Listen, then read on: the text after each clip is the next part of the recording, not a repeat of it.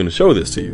When it says in Revelation 11 that the two witnesses will rise and do powerful things, notice how it says, when it identifies the two witnesses, notice how it says that the two witnesses are the two olive trees and the two lampstands. Now this is deep. Why does it say they are also the two lampstands? Well, if you go back to the first part of Revelation, there were 7 lampstands present, right?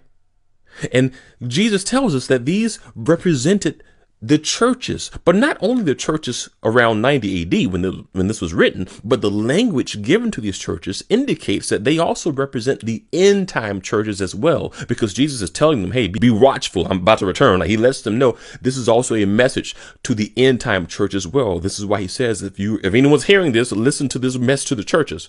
Okay, so he's speaking to basically the end time church, you could say. And out of these 7 churches, only 2 lampstands were found to be faithful. The others were lukewarm. Some were caught up in idolatry. Others were caught up in riches and prosperity.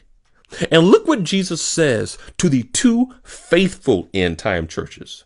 To Smyrna, he says to them to be faithful during a time of persecution and trial. To Philadelphia, the second faithful church, he says to them, he encourages them to be faithful, even though they are going through a hardship. Why?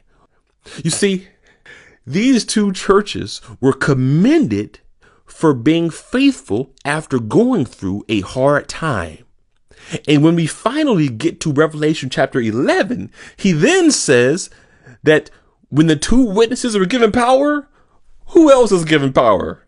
Those 2 lampstands, the faithful churches who persevered through hardship. So you see, friends, many of you are like those 2 churches, going through things, going through a testing. But I tell you, if you will be faithful like them, then like them, when the 2 witness empowerment comes with that latter rain, you too will have it upon you as well. So again, what you are going through is to prepare you for a great move of God. And if we are very close to such a movement when the 2 witnesses rise, if we are close to when the gospel reaches all nations as this 2,000-year point winds up, well, the empowerment that God places upon you will be a part, surely, of his final witness to the world. Before, things start to get bad when the antichrist rises. But before all of that, he's preparing us for what? A final great witness. So what shall we say in response to this?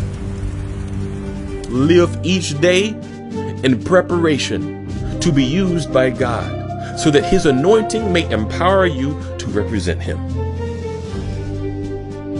This is why when we talk about the end times, there is no fear. No, there's only faith that God is preparing us for usage. Endure the test with the faithfulness of Joseph and watch what he shall do.